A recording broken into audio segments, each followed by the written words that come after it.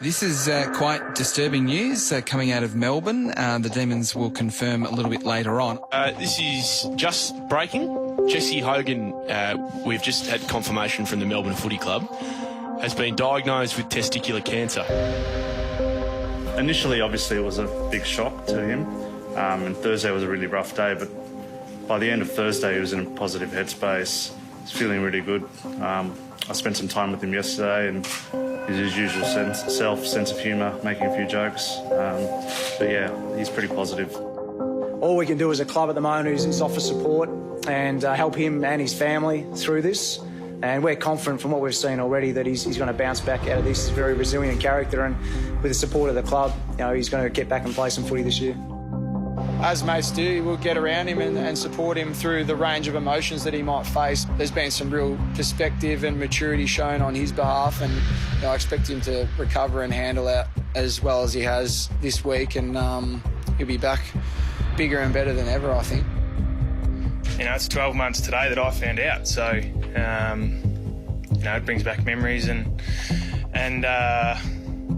emotions, I guess, of what happened in the past 12 months, and then you hear of someone who's been through a fair bit in the past, month, and then to go through this, you don't wish that upon anyone, and all thoughts throughout the footy community, but here at Hawthorn, wish him all the best.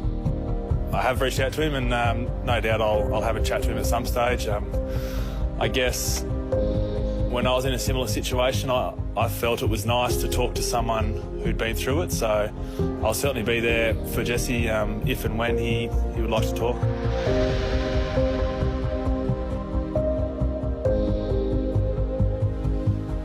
That was the best of football to have Jared Ruffhead and Sam Rowe present publicly today to offer their support and thoughts and insights, and quite raw insights at that. Jesse Hogan punched him in the face 3 weeks ago, and he comes out today and says, I'll be here, I'll talk to him. That's fantastic from Sam Rowe. And Jordan Lewis, we're faced with this conversation again. Welcome.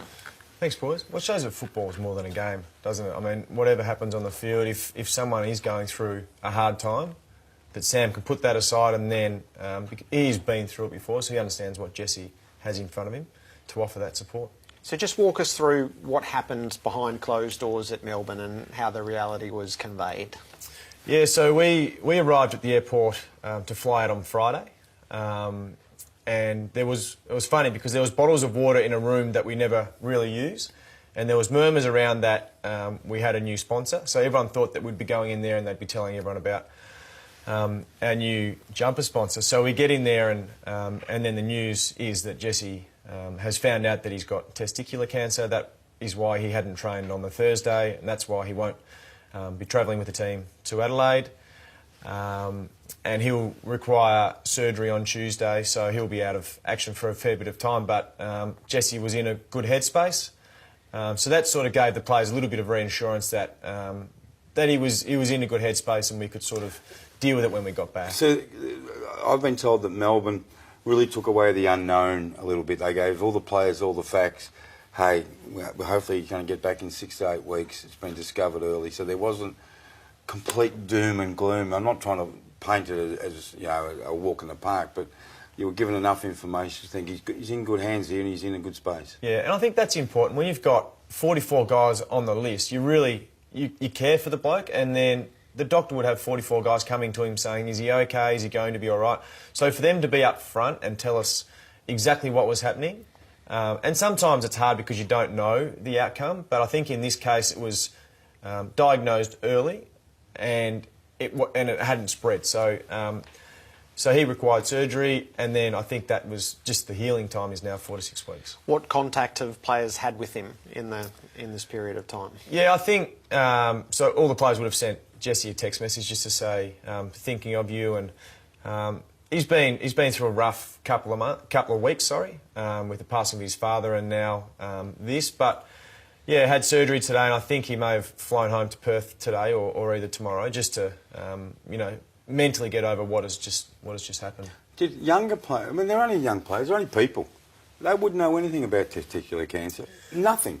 I don't know if you knew anything about it, but because you've been through it with Ruffy, did some younger players, or did you talk to the younger players if they had questions about it or anything like that? No, we haven't really had time. Like we were over in Adelaide, played played the game. Our focus was on the game because the doctors did reassure us that Jesse was going to be okay after surgery today. But people deal with it differently. There was certainly it was certainly mentioned going into the game that, you know, one of our own is hurting back home. So if you are going through a tough time tonight, dig deep. Who mentions that? I think Vines mentioned it before the game. Yeah, on the ground in his pre-game speech. Yeah. Do you think? Well, we'll show a little bit. We'll show a little bit of vision, and you tell us whether you think people lived that and the words that were shared. Well done. Yeah, I think so. I think, you know, when Vines mentioned it just before you're about to run out into your position, you take what you're doing for granted sometimes, and it certainly put things into perspective straight away. Just to go out there and enjoy it, you know, play hard. We've got one of our own at home who is sick. He would love to be out here, so take the opportunity. You're very lucky to be out here playing. Is your hope and expectation that he will rejoin the fold in that medium term, and that he might even return to footy this year? Yeah, I think it's probably Jesse's expectation and hope as well. I think from what we've been told, in the context of cancer, if you were to get cancer, this would be the one that you would want, so to speak, because it's easily curable, and I think that has been the case. But as I said when I was on here with Ruffy, football clubs are amazing places, and that's where you want to be when you're going through such a hard time like this. It was sad news when we first learned, but it's not as sad now because of the upbeat diagnosis from experts, and yourself has got more information, and people are still wishing good luck. I mean, the amount of people, and Jesse, my understanding, and tell me about Jesse, Jesse's not a person who welcomes warmth and love. He'll never express it back. He's the kind of guy who says, oh, that's nice, but, you know, I'll just sit back here. Is that the sort of character he is? Yeah, he deals with things internally, and that, I suppose, has been his problem when he first came to Melbourne, that they're there to help him. So you can see when he's having a bad day, but he just didn't want to talk about it. And it was a sign of maturity in a way, because he had some pain in that region. So for him to go to the doctor, there is that little bit of vulnerability, because you are a little bit embarrassed, you know, I've got something wrong down there. But for him to go to the doctor and then they diagnose it, you know, pretty much straight away, I thought it was a really brave thing, because as a male, you want to, you know, be strong and tough and just hope the pain goes away. But in this case, thank God he didn't. Very true. Well, he carries all of our best wishes as he enters his recuperative period, and thank you for sharing that with us. We'll talk pure footy with you. Is he staying for real or overreaction? No, we'll let him that would be really nice. Yeah. All right, let's get you go back to the lasagna, and we'll see you in a few minutes.